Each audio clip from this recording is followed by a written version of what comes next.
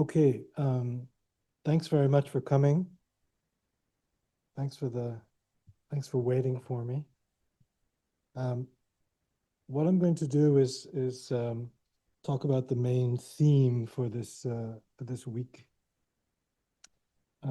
It's called Chatbots for Internet Research, and it has a question mark on it. And that question mark is the sort of invitation to critically reflect on uh, using chatbots for research, but also um, a much larger question, and that is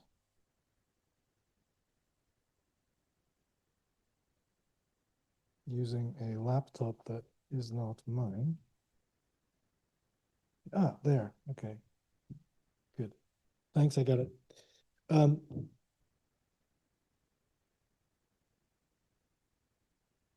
this is the larger question that I'm going to be pursuing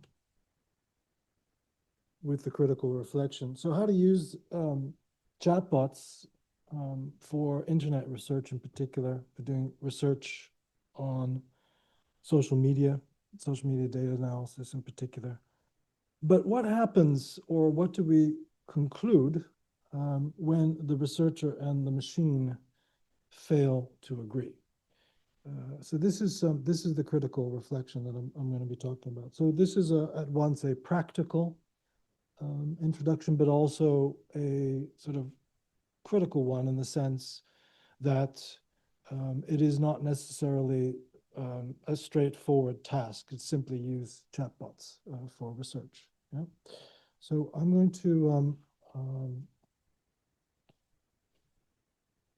to talk about a number of sort of kind of standard ways of using LLMs or chatbots. I'm going to tell you why I'm using the word chatbots in a second. Um, I'll talk about annotating and classifying. So this is a sort of standard sort of social scientific task. I'll talk a little bit about auditing. Um, and this is the study of safety guardrails, or what is oftentimes referred to as value alignment. So how offensive or how sensitive are chatbots? I want to then move to something that I sort of discovered when doing some classification work. And that is, I discovered that chatbots have the tendency to give quite sort of neutral or anodyne or vanilla labels and classifications. And I thought that might have something to do with how sensitive they are. So the third um, piece that I'll be talking about is, um, do safety guardrails affect classification? Do we witness a sort of, or do we see the tendency for a bias towards neutrality? Then I'm going to talk about synthetic data. Synthetic data is the sort of the new promise of chatbots and LLMs. That you can create a data set from an LLM instead of using real world data sets, so to speak. And I'm going to ask the question of how real is synthetic data. And then finally, this is a new project that I've been working on recently. And this is this sort of notion that was introduced by some critical scholars, I think about 6 months ago. They call it provenance anxiety. And that is, do LLMs or do chatbots sort of erase the sort of knowledge chains or lineages of scientific ideas or academic referencing? So how do they disrupt referencing or just generally hierarchies of credibility? So you notice when you, I mean, in particular, if you sort of type something into Google, Gemini, the LLM or the chatbot will give you this sort of this response panel in Google, and then if you click on it, you'll see that there are references, right? Now, how good are these references? This is maybe the more straightforward question. Okay, so this is where we're going to go in the next, I think I'll take about sort of 45 minutes for this, or 50 minutes for this particular introduction. So why am I talking about chatbots rather than LLMs? So what is the difference, in fact? Well, LLMs are the sort of the basic foundation models that we all are using, ChatGPT, Claude, Gemini, etc. But those that are trained to interact with users, in particular, those are chatty LLMs or chatbots. So chatbots have system prompts, right? That then when you prompt an LLM, when it comes with a system prompt that gives it instructions, sort of value alignment instructions in the form of be helpful, harmless, and honest, for example. This makes it a chatbot rather than just an LLM. So, and what's interesting about chatbots is that they have different characters. And these different characters arguably derive from the fact that they are commercial and they are in the business of sort of distinguishing themselves from other chatbots.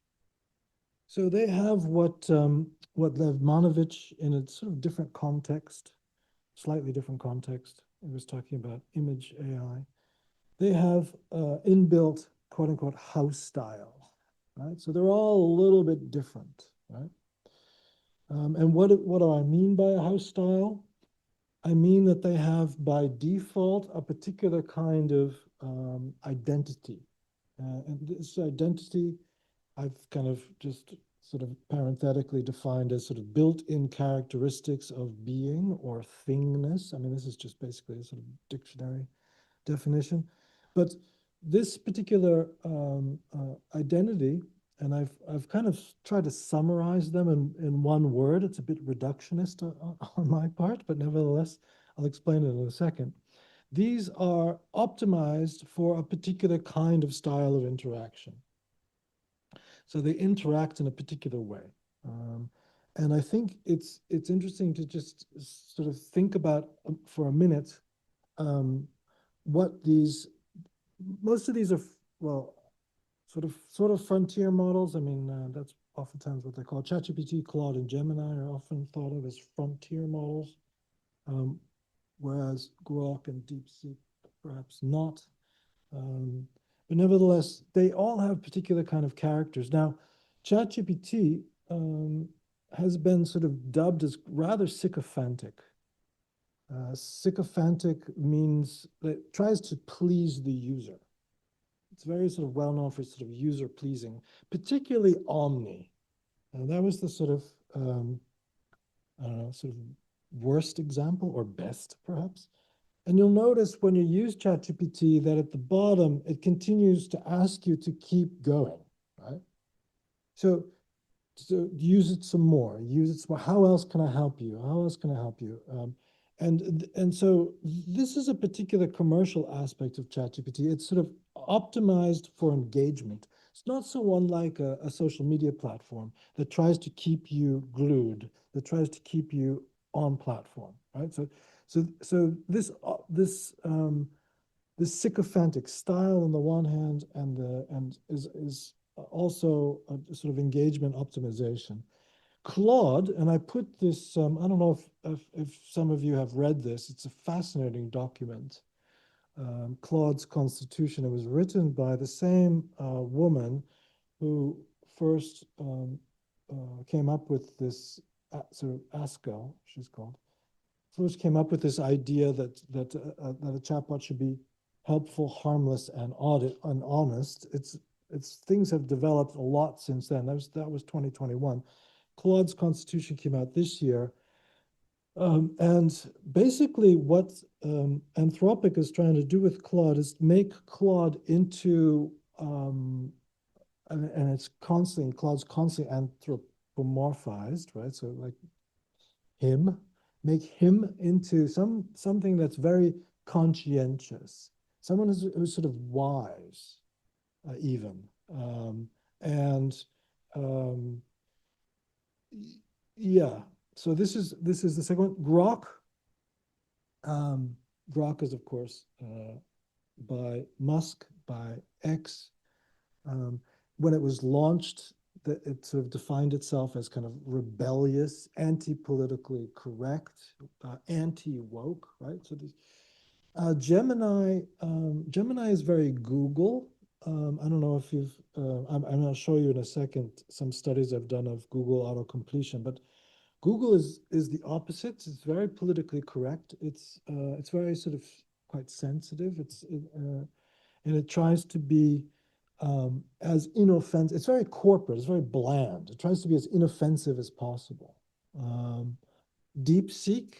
I mean, I chose this one word. I mean, this is largely on the basis of the work that a few of my Chinese colleagues have done in media studies at the University of Amsterdam. They call DeepSeek sort of like a mansplainer, very patriarchal, very party line, but it has a particular sort of patriarchal streak to it. Let's call it. So all of these, so these chatbots have these different characters, right? And so when doing research with them, you need to take the characters also into account. So this is the point, and this is why I'm calling them chatbots rather than LLMs. If we a lot of the work, I mean, I'm from media studies, and a lot of the work that you'll see when people sort of like explain how to do research with LLMs, they'll remove this element. They won't talk about this. They'll remove the commercial and the sort of platform-esque element, but I want to highlight it. Okay, that's it. Okay, all right. So let's get started. I want to talk about annotating. Oh, I have this up here for so a lot of the work that I'm going to show you has been published. So these are the references, and I sent you this last one, which is sort of not published yet, but it's forthcoming in the Journal of Computational Culture. So so you can look at this later if you want to sort of zoom in even further. So as I said, I want to be practical on the one hand and critical on the other. So I'm going to introduce sort of like how to annotate and classify with LLMs or chatbots, but then sort of put an interpretive layer on top of it and talk about um, what if there's sort of misalignment between human and machine. So this is the piece now. This particular piece of work is about Chinese social media. It's about studying Weibo and Douyin, and so this is the data. So the research concerns basically what is the public sentiment about the war, the Russia-Ukraine war in Chinese social media. So this is the overall kind of research question. And in order to answer that question, one collects social media data, first of all.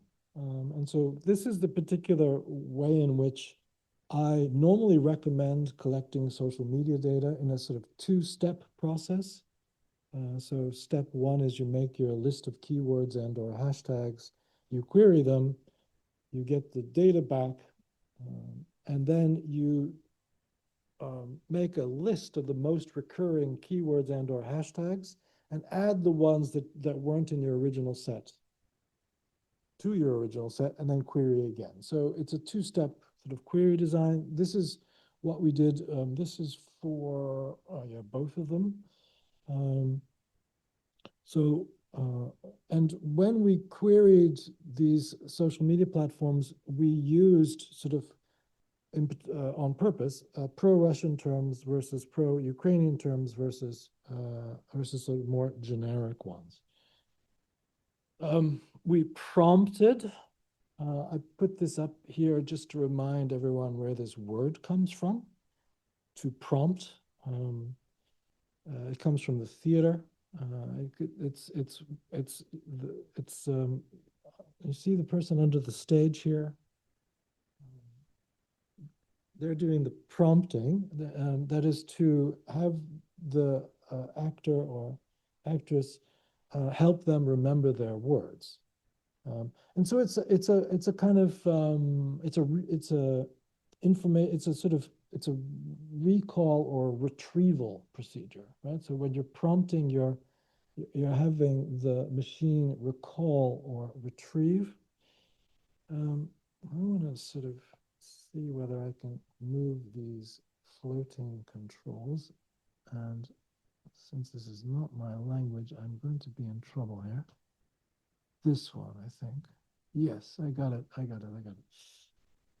All right. So this is the prompt. Now, it's important to think about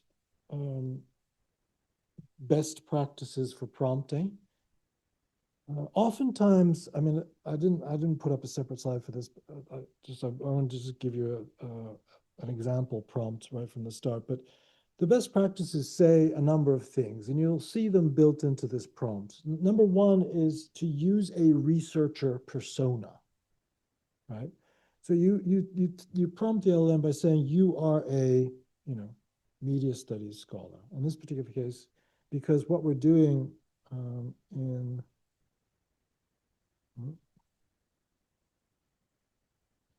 what we're doing, oh, that's the wrong way. What we're doing is we're asking this, we're asking the LLM to classify this data set. So we're saying, give us the 5 dominant narratives in this data set about the war. And also classify the stance of these narratives. And then we give examples of what a sort of pro-Kremlin or what a pro-Ukrainian or whether neither is. And then we also ask it to output a table. So you give it the format.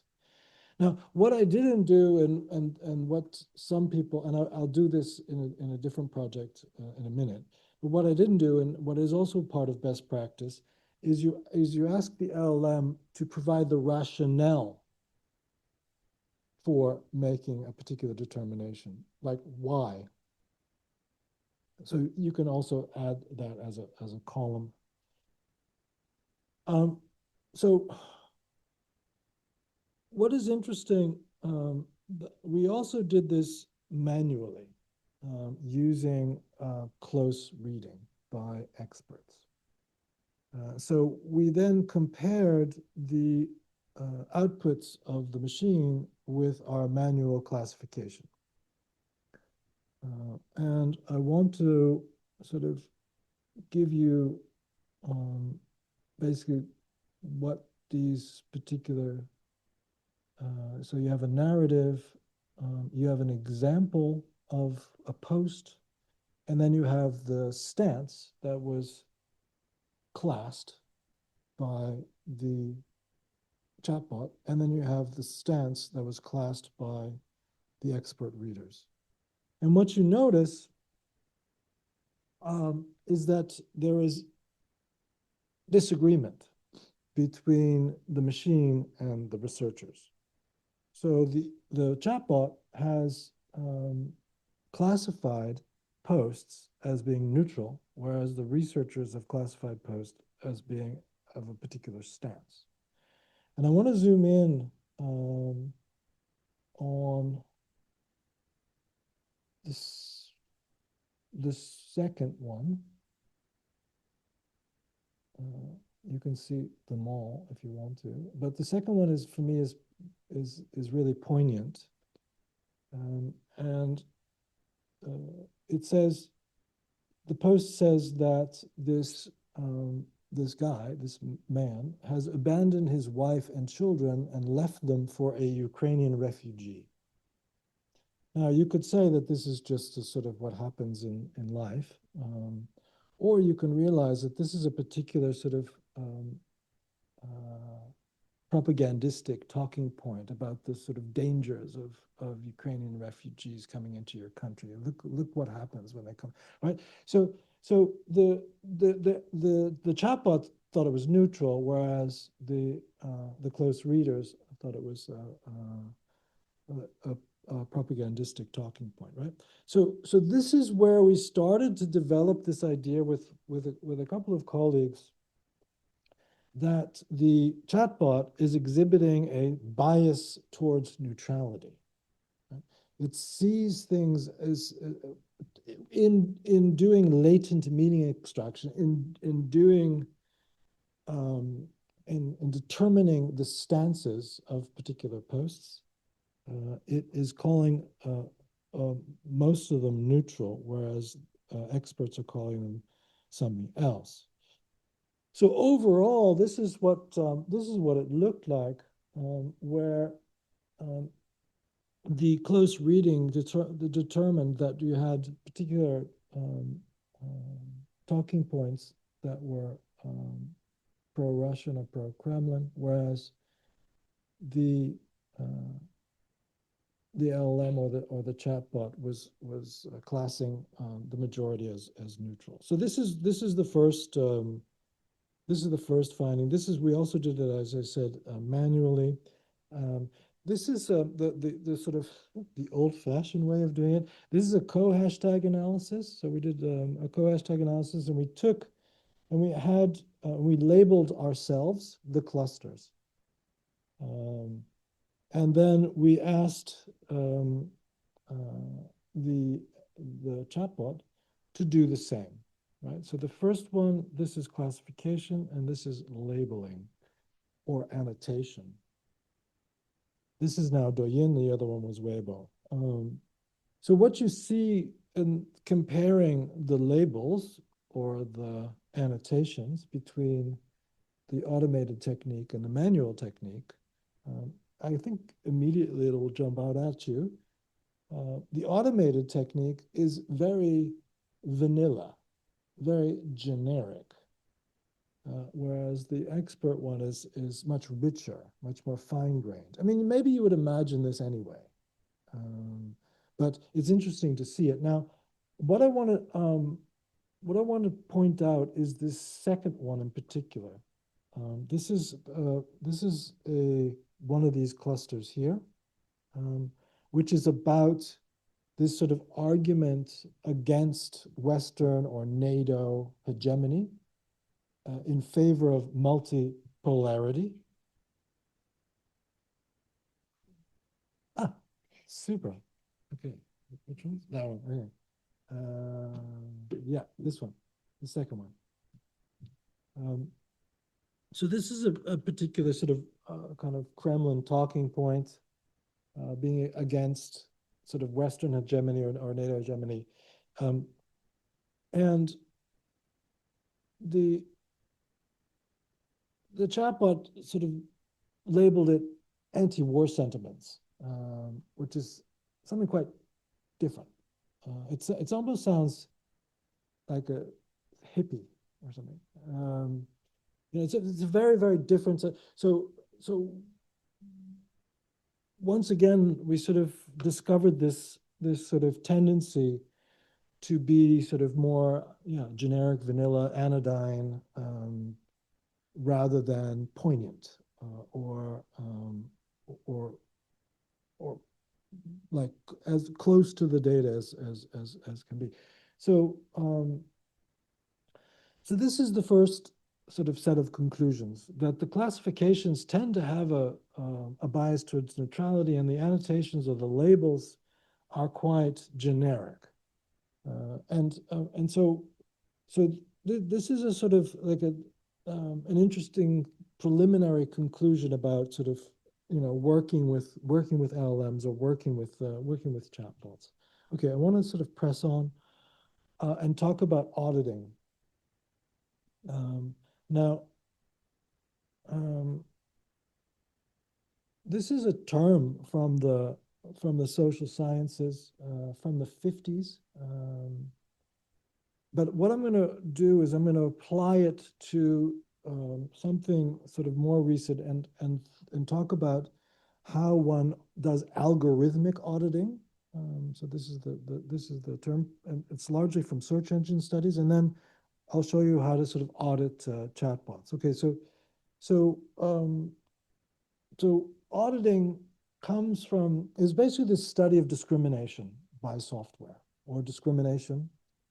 I mean, algorithmic auditing is discrimination by software, but auditing more generally is not about in this particular sense, in the social scientific sense, it's not about accounting, but rather it's about studying discrimination and how that was done was sort of covertly starting in the 1950s or actually late 40s, where social scientists would write a application for a bank loan or a housing application, and then have this, and then have one with a one name and another one with another name that is more ethnic.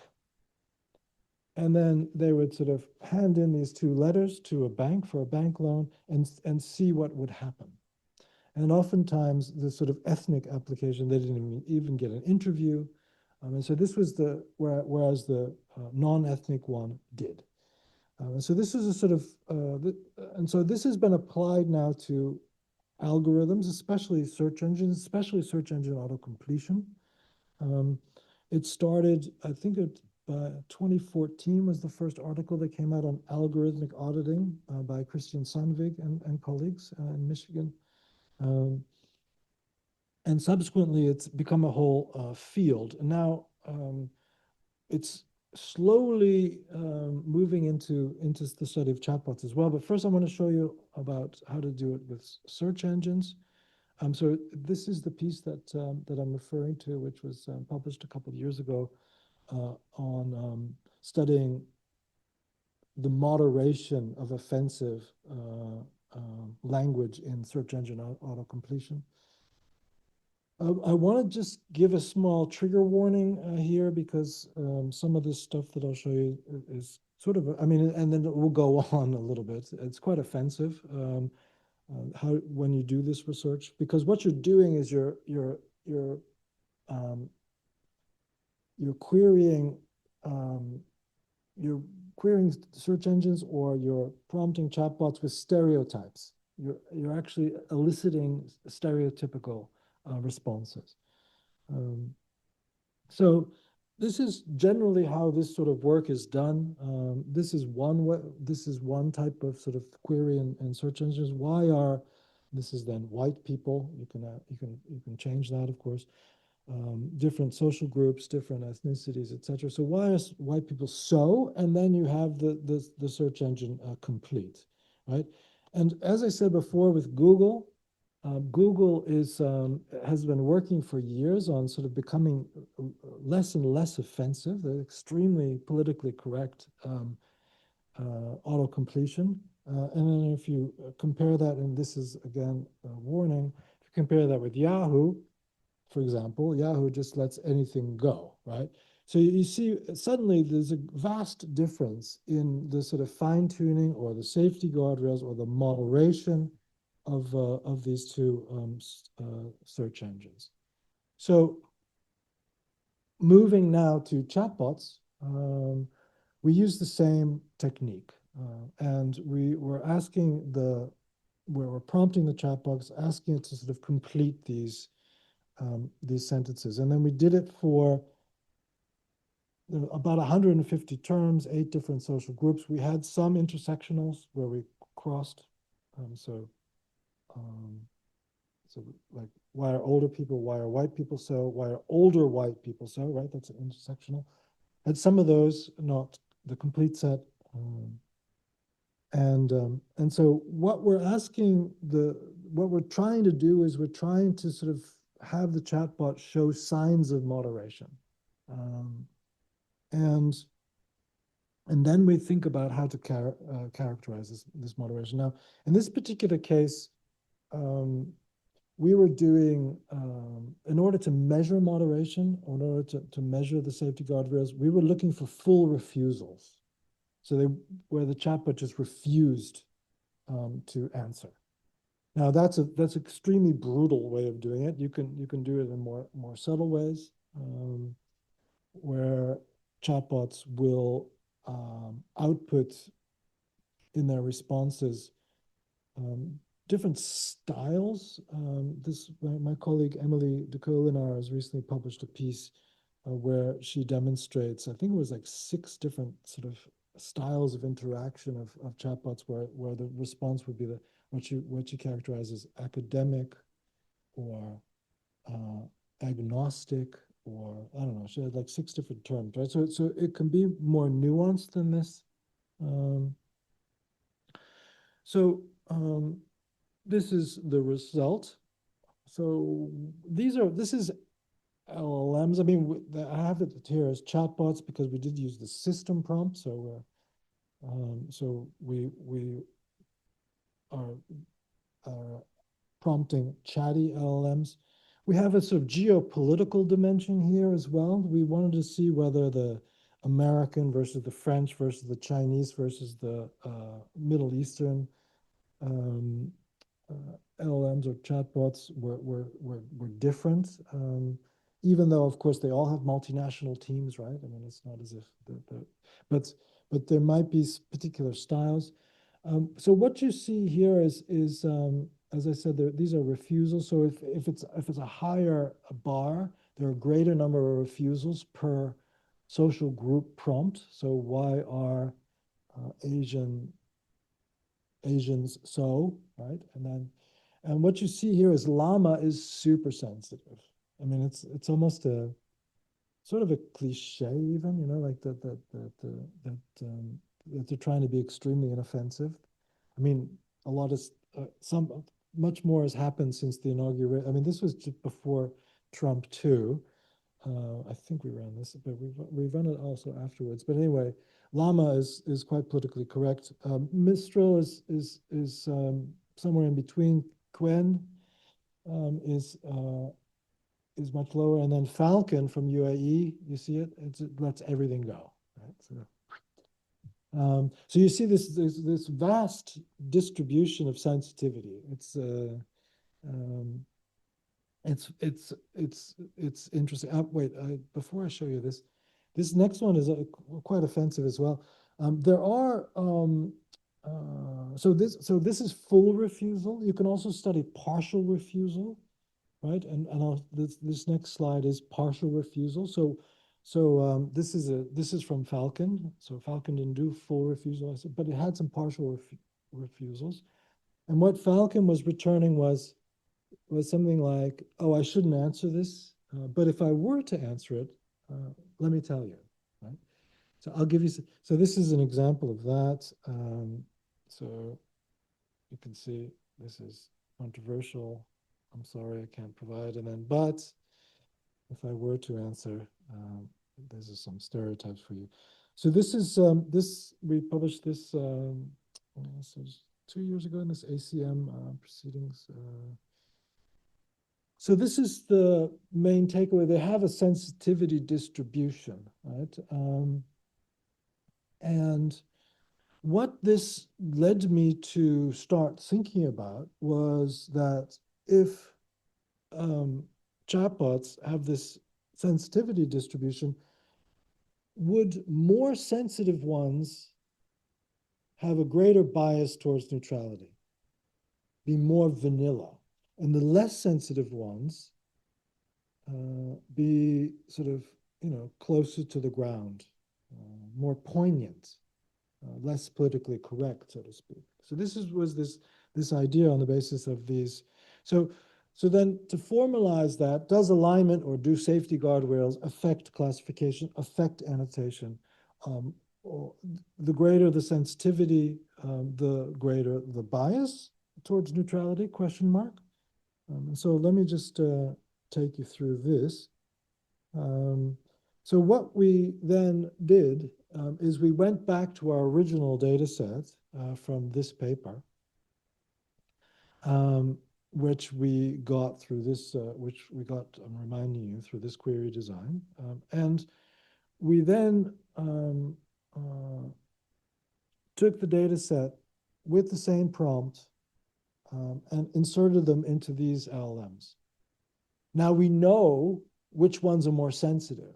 So we would expect Llama to have the greatest bias towards neutrality and Falcon to have the least, if this hypothesis or if this thought makes sense. And so we inserted the data and this prompt into all of these. And I'm only going to concentrate on these in the findings, these four. And what did we get? We got this. I don't know if you can read bar charts quickly, but it's remarkable because so this is neutral. You can't really see the white here, but you see all of them have a sort of bias towards neutrality, so to speak. And they disagree with the humans. All of them. So this is remarkable for a number of reasons, and I'll sort of give you the quick. So, I mean, where's Llama? Okay, Llama is has the greatest sort of bias towards neutrality, right? But it's statistically insignificant.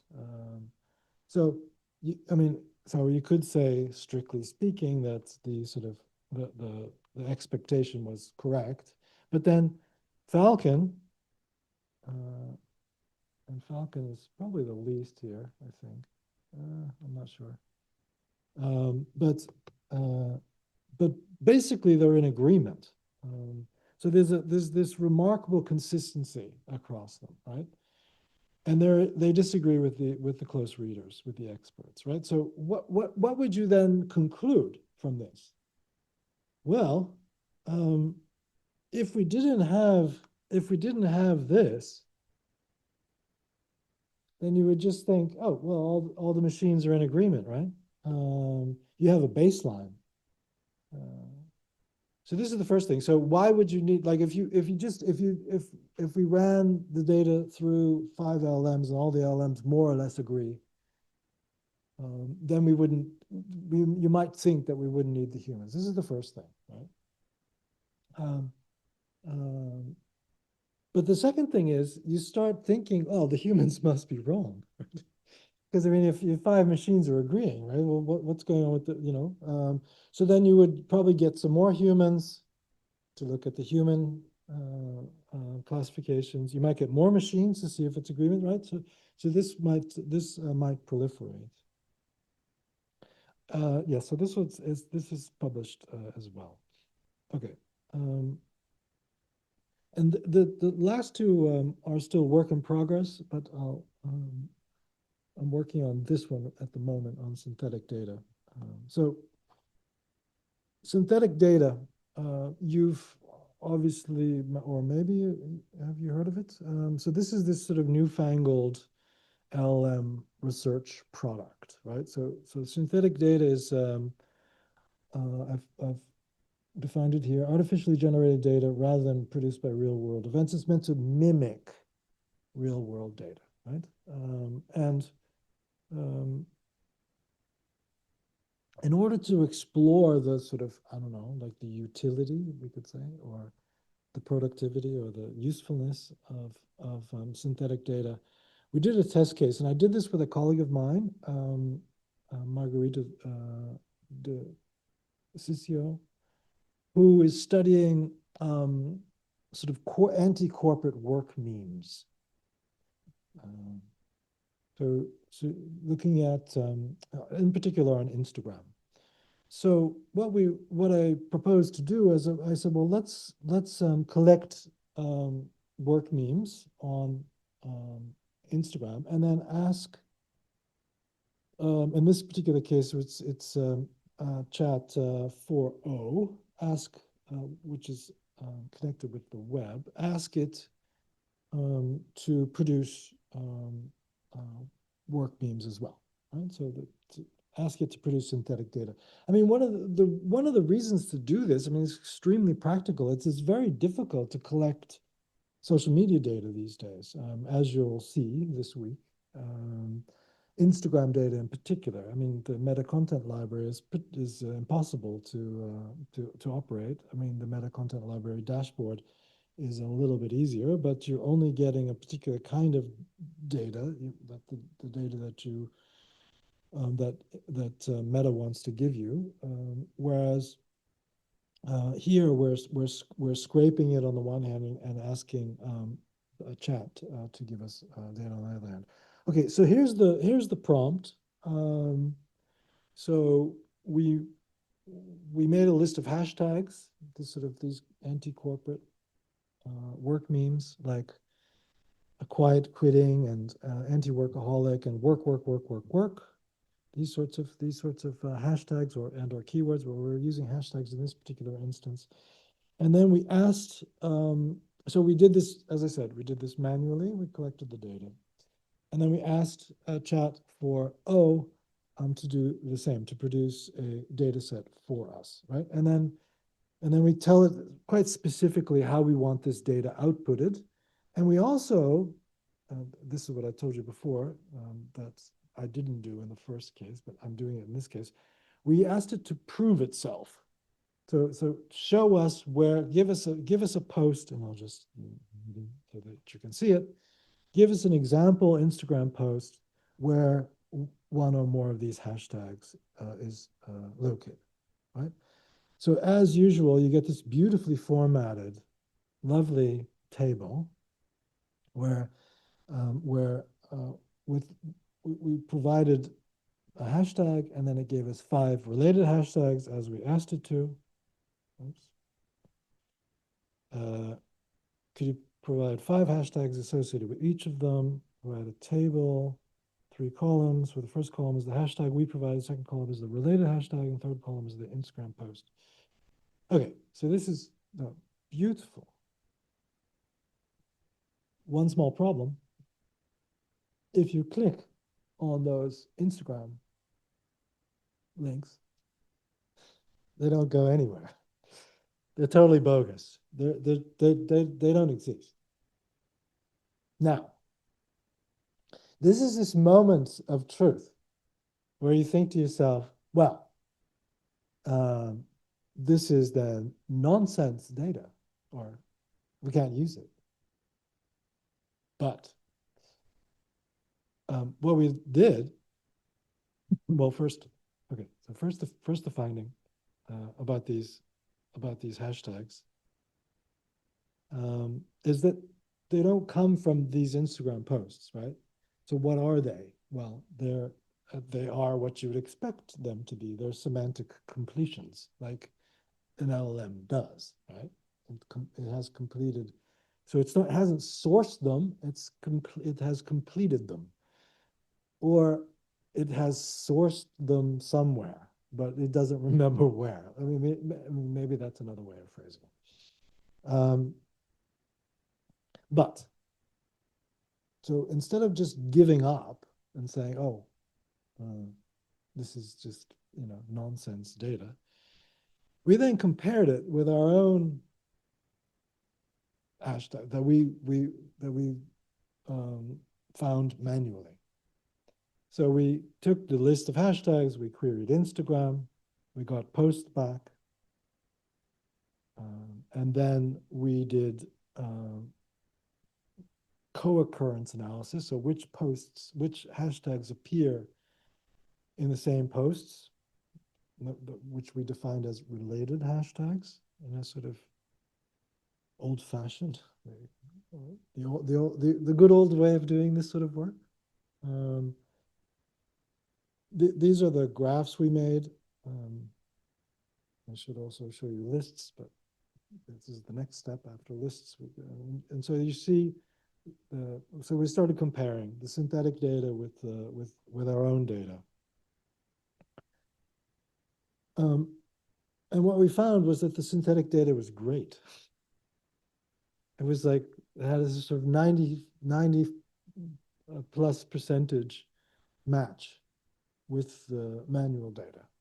Um, and so, I mean, so there's this sort of interesting conclusion here, right? So we have on the one hand, I mean, I'm trying to characterize like the earlier finding. I call this ungrounded performance, right? So it gives us good synthetic data, but it can't show us where it came from, right? So it can't show us the ground truth, but the data is good. And we only know it's good because we compared it with our manual data collection, right? So this is an interesting case. So previously, um, we annotated and classified, and then we compared it to the manual, and then we were disappointed with the machine. And in this particular case, like initially we were like, oh, these are bogus URLs. However, um, it's good data. So then the machine is doing a good job in this particular case, right? So there's, okay, last one. And this is brand new work, and I'm still I want to do some of this week, in fact, if any of you are interested in doing something like this. So as I mentioned before, um, there is this term that has been put into the world, and that's also been critiqued by a colleague, David Berry. You can look up his work, his critique of provenance anxiety. But I like this idea of provenance anxiety. It was coined by a researcher who was worried about how LLMs are sort of wiping out or erasing traditional knowledge chains or lineages. Right? So if you I don't know, you prompt a chatbot or an LLM for particular any sort of knowledge, like or theory. Um, so ask an LLM sort of like to explain, I don't know, post-truth politics. And then it sort of explains it, and then it gives you some references. Now, are these references that if you were doing this academically, would they be the same references, or where is it getting this stuff from? Right? This is, I mean, very basic question, and so I started exploring this. So what I did, and I started prompting various chatbots to describe uh, concepts from internet studies. So I have here how to describe the notion of Googlearchy. And then I also added, how do you describe the notion of filter bubble? And how do you describe the notion of et cetera, et cetera? It's a different sort of kind of theoretical concepts from internet studies. So this is the output of Gemini for Googlearchy. And then I've created these with the spark lines. I show you the sources. Um, yeah. And so I'll just jump right. Well, first of all, I did this in the Netherlands. So this last URL, you might not be familiar with it. It's bol.com, which is the Dutch Amazon, like Amazon.com or Amazon.fr. Um, And you see that it's relying on Wikipedia, Google Books, JSTOR. Now, just to give you a little bit of background, Bol.com is optimized for LLM scraping. Wikipedia forbids LLM scrapers, but Wikipedia allows them to use a paid API. JSTOR forbids LLM scrapers, but it has um, I'll just it has a database of academic articles, JSTOR, for those of you who search Google Scholar for something, you will have come across JSTOR time and time again as a database, which you need to log into through the university library. But it also has a sort of a surface level with sort of like small descriptions, which can be scraped, but the database cannot be. It's forbidden. And then you see here Google Books, right? Okay. So when you start looking at these sources, so first of all, Googlearchy, this term, is a term by a guy by the name of Matthew Hindman. He coined it with a colleague in a paper in 2003. Now, I mean, I haven't shown you this detail here, but Claude got this right. But all the other chatbots didn't. All the other chatbots pointed to 2009. This book, I wrote this in the paper. If you've read this, if you've gone through the entire paper, because it's towards the end. I'm joking. So all the other, including Gemini,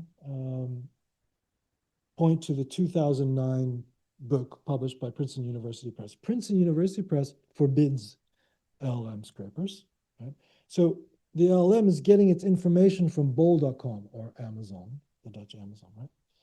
So, so it's putting together this response on the basis of these sources, but not the in-depth ones, but the shallow part. So it exhibits what I've called technical shallowness, in the sense that it can't dig deep, or it's then this is the sort of politics of scraping, which I have not dug into yet, and we could do this because there are techniques for this. The question is, has Gemini pirated this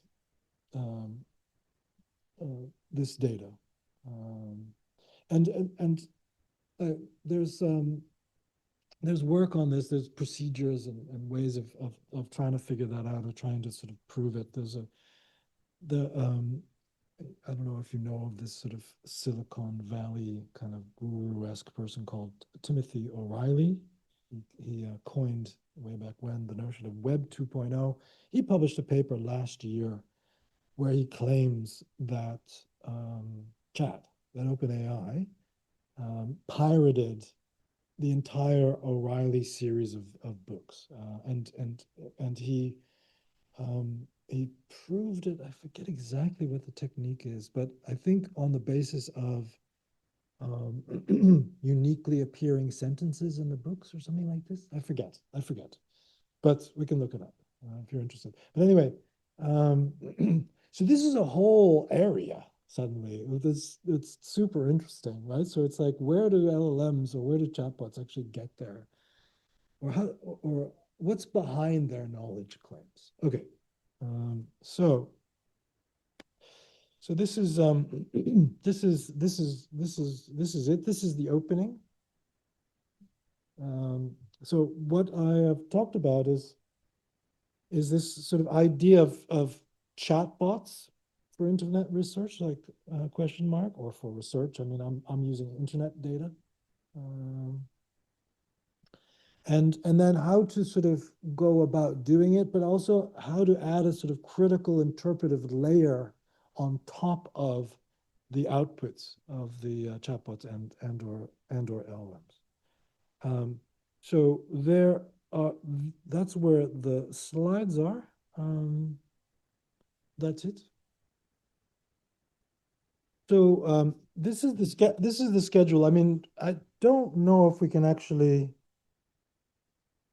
do this selection and group formation before lunch. So we might have to sort of move this a little bit down. But ultimately what we want to do is we want to create groups and have groups write a project proposal in the form of 4 slides or it could be 5 slides. And then you're going to present it. You're going to come up here and you're going to present your 4 or 5 slides. Yeah.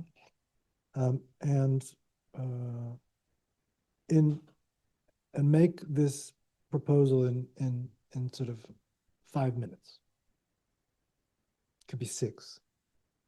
I mean, but it's short. That's the point. Okay. So this is what the goal is. This. So keep this in mind. This is the goal. The other thing is that you need to create groups. You don't have to. You can do a solo project if you want to.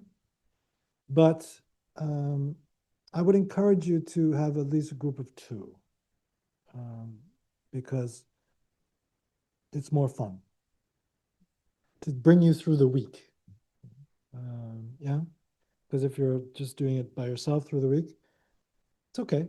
But it might be better if you have a partner. It can also be 3 people, but no more than 3 in a group, I would suggest. Yeah. Okay. So this is so what I want to do now is I'm going to give you recipes of how to do all these things. I'm also going to ask, do you have a project presentation or not? Yes or no? No, you have one. Okay, I'm also going to ask Anna and Letizia, also from University of Amsterdam, to also present their sort of recipe as well, or their project. And and then at the end of this session, which could be before lunch or it could spill over into after lunch, we would like you to form a group and think about a project, right? And I'm going to show you now how to do the things that I just presented, which you could do as a project, or you can do something else as a project. I call that independent project. I'll show you that in a second, okay? So let me just go through each of these one more time, but then in brief, and then giving you sort of the recipe. So this first one, oh wait, that's not the right. This one, prompting and a research persona. So the first thing you could do as a project is you prompt a chatbot.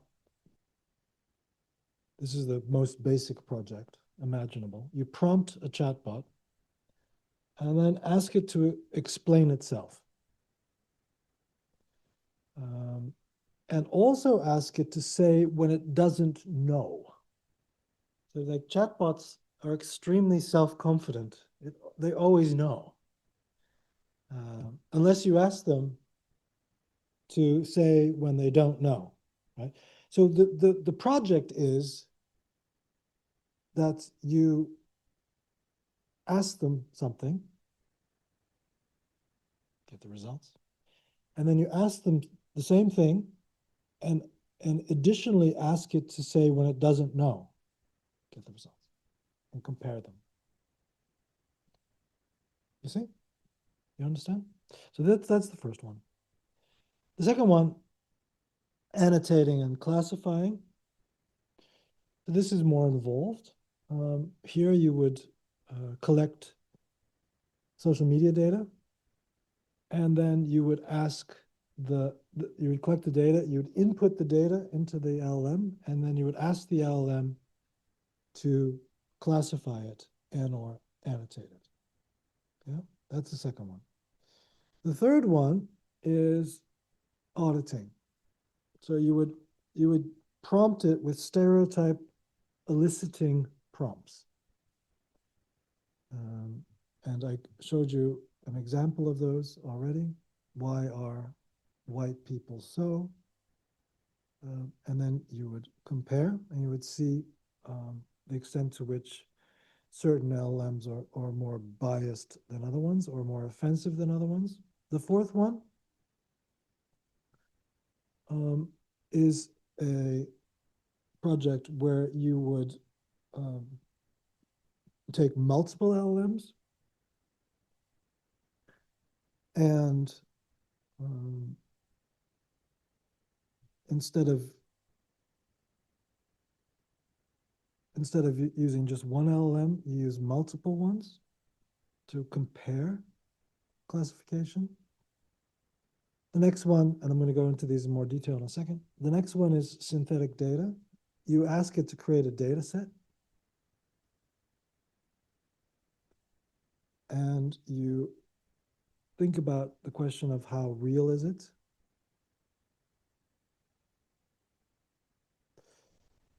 And then the last one is you study um, the references. In fact, they're not actually called references in LMs. They don't they yeah. It's like further information or something.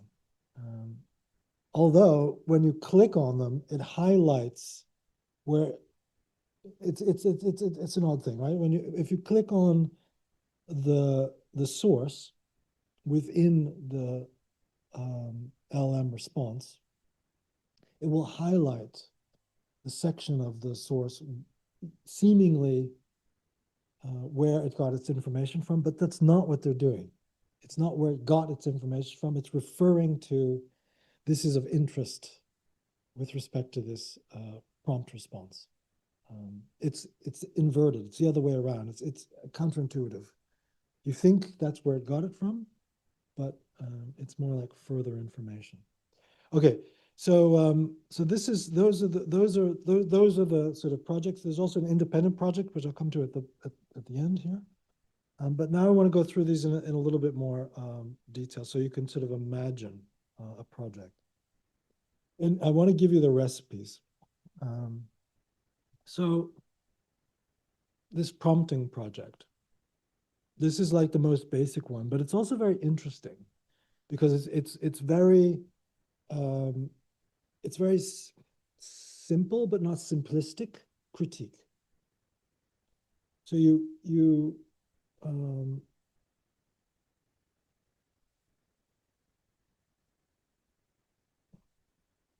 yeah, this is okay.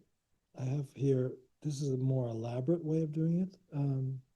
But yeah, no, I'll explain the elaborate one. There's a simpler way of doing this, and that's just uh, to ask it something and then well, no, you do need data in order to do this. Let me just the first one is that you collect social media data. Now, I sent you that sort of one pager, which had the abstract for the data sprint this week or summer school. And then it said, have a look at these tutorials. And these tutorials had to do with using software to collect social media data. So the software is Zeeschamer, which is this impossible word to pronounce, which means sea skimmer.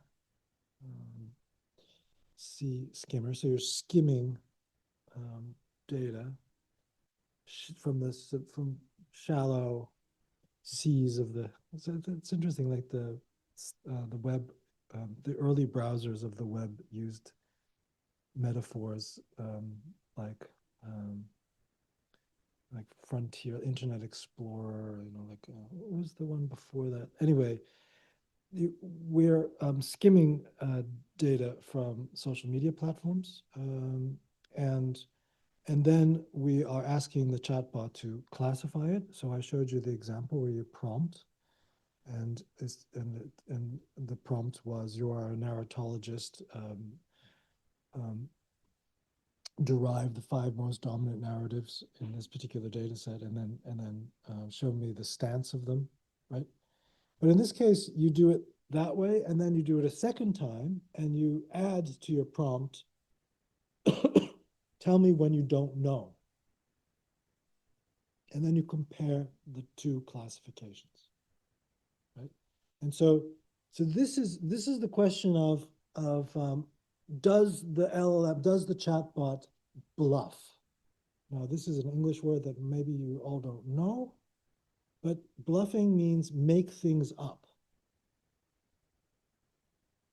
be overconfident. Um, right? So this is what your this is your analysis. How to what extent is the LLM a bluffer?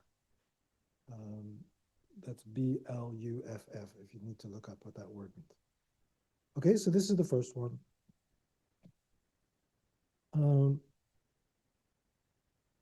the second one is that you ask the LLM to classify and then you classify the data yourself, right? And then you compare the two. And when you classify the data yourself, make a sample. Don't do everything. Ask the LLM to do everything and then take a random sample of posts and classify them yourself. And then compare the two. So again, you're you're drawing conclusions about the extent to which researchers and machines agree or disagree, align or misalign. That's the second one. Third one, auditing. Um, so I'm now going to introduce you to this idea of, okay, which chatbots do we want to audit and why? There are a number of ways you can take a group or list of chatbots and then and audit them. You can just take like the what's referred to as the frontier commercial ones.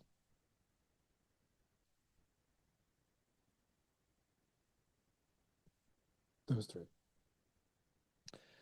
Or you can compare them across house styles. I showed you that earlier. Like Grok, the rebellious Grok versus the vanilla, inoffensive Gemini, or more. Um, then you create stereotype eliciting prompts, and then you prompt it. When you create stereotype eliciting prompts, you can do those in categories. And we can talk about creating categories for them. The easiest way to create categories is to look at community guidelines of search engines or social media companies where they have a list of um, uh, different kinds of offenses that they forbid. So you're not allowed to be racist. You're not allowed to be all these different. And then and they give you also examples. And so you take this category, these top level headings, and you create prompts per category. And then so there's a bunch of ways that you can study the outputs. I showed you previously that I simply, or that my co-author and I, we simply studied refusals, like that they don't output anything. But you can, it can be more sophisticated than that. The reason why you would study full refusals is it's a really black and white measure, right? It's like you can measure in a very sort of strict way um, whether whether you get a response or not from an LLM or from a chatbot. But you can also look at the types of responses, and I can give you a more sophisticated scheme, analytical scheme. Okay, synthesizing synthetic data, how real is it? Um, so here you collect data from social media yourself, and then you ask the LLM to also collect data from social media or produce social media data. It's nowadays with the latest models that are hooked up to the web, you can ask it to go fetch data. Be interesting to ask it to fetch data versus ask it to produce data, versus then you also produce data. You have three. It's far more, that's actually very, very sophisticated. Um, you can, if you have three sets, you can you can make findings, more findings than if you only had two sets. And then you compare them, right? You're always comparing. This is the point here. You're comparing the you know the way that you would normally do it with how the LLM does it. And then the LLM in this particular case can do it in two ways. The LLM can fetch data and the LLM can produce data. And then you fetch data and you compare the two. And then the last one is this referencing, um, which I would like to work on if anyone wants to join me. This is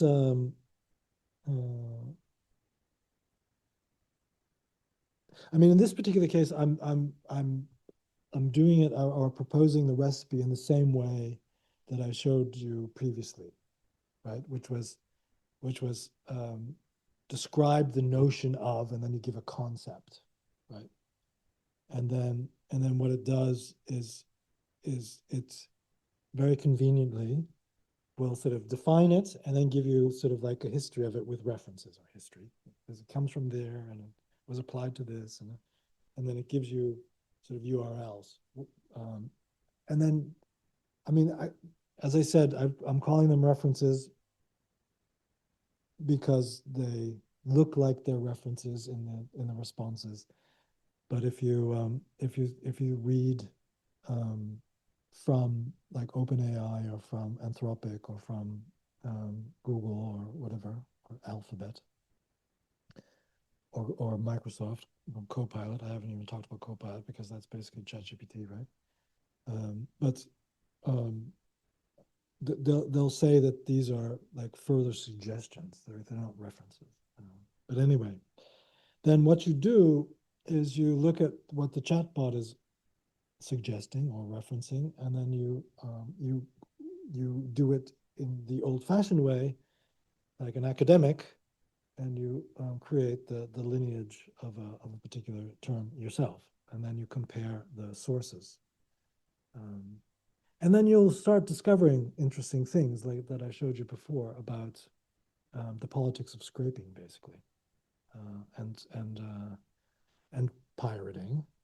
This is I want to just add a small footnote here that if you want to go down the pirating route, you can. And I will point you to, or you can look up yourself, this reference that I talked about before, Tim O'Reilly. They published it as a preprint. It's an archive, ARXIV, which is their claim that quite sure it's ChatGPT has pirated the entire O'Reilly library of books. They're a publisher, and then they have a technique that they used in order to sort of prove it or marshal evidence of it, right? So, but I wouldn't start there because this is more interesting or more interesting. This is also interesting in the sense of you get a more holistic sense of of um, um, of the idea of an LLM as a knowledge source, right? Because I mean, ChatGPT, what's its prompt? What's its user invitation? Like ask me anything or me. I'm not sure it says me. Ask anything or something, right? So it's as if it's as if it can answer anything, right? Well, okay, let's ask it stuff and let's look at what sort of sources are behind it. Um, ah, okay, and then as promised, the independent project. So the whole exercise, uh, um, just to repeat it for the 10th time, is that this is distilled, right? You collect data somehow, you ask the chatbot to interpret it, and then you interpret it, right? And then you compare. This is the this is the idea. Okay, so let me just check the time for 12:10.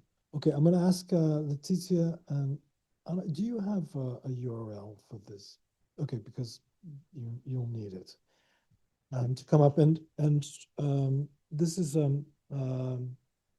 my colleagues from the University of Amsterdam, who you've already met, I'm sure, because they all introduced themselves. You come here and Okay, so we created a project that investigates how LLMs like ChatGPT, Gemini, and Claude respond to news-related questions specifically about the Russia-Ukraine war. So instead, it's about referencing. So instead of doing it about academic concepts, we're doing it about news, specifically breaking news that has information voids in different languages. So we're comparing LLMs and how it responds in different languages. So in English, Russian, and Ukrainian about the same topics. Um, okay, so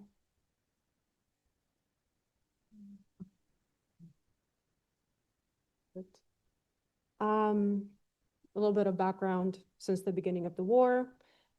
Information flows are highly fragmented. About this topic, Russian authorities restricted independent media in their country, and then EU blocked English, Russian state-affiliated sources like Sputnik and RT. At the same times, AI systems are becoming gateways for information. And when users ask LLMs about breaking news, specifically local events, they may encounter information voids with limited information and narratives that can be shaped by specific actors, specifically controversial topics that someone wants to dominate in this area about a specific news event. Um,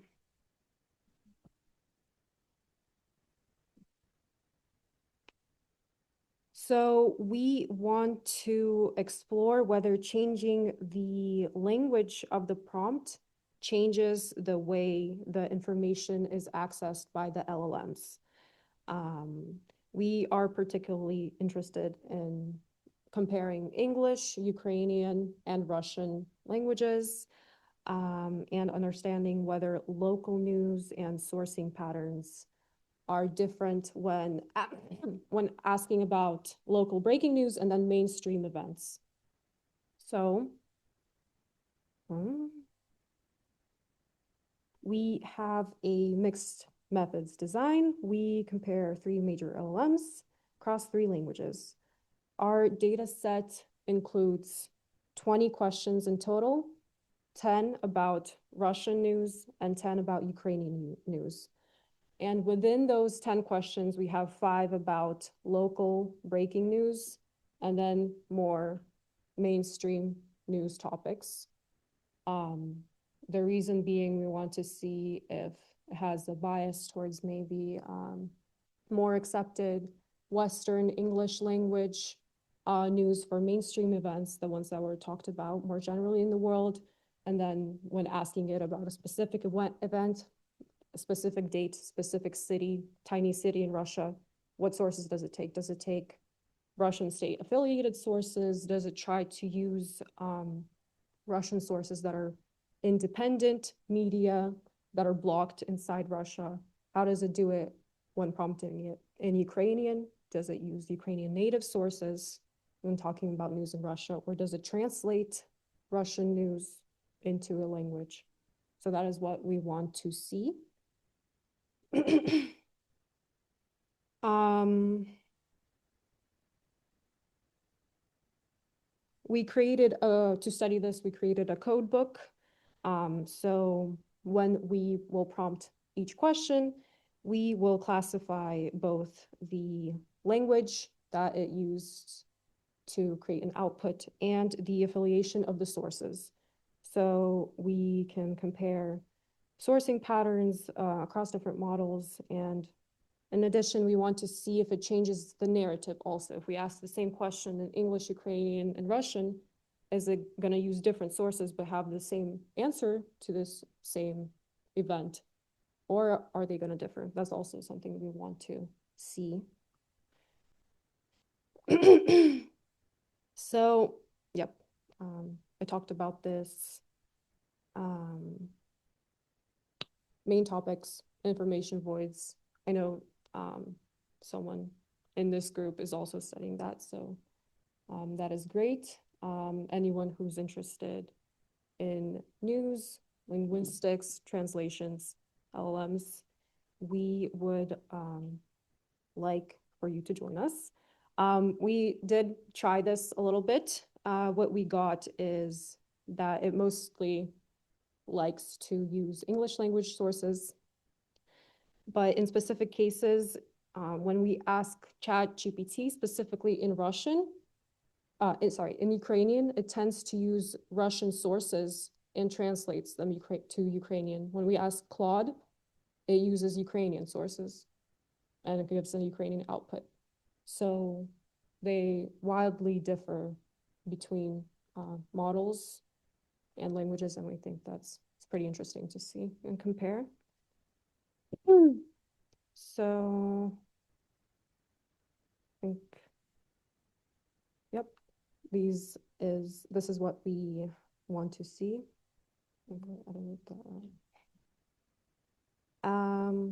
Thank you. If you guys have any questions, comments, suggestions, we would love to hear your opinions. Yep.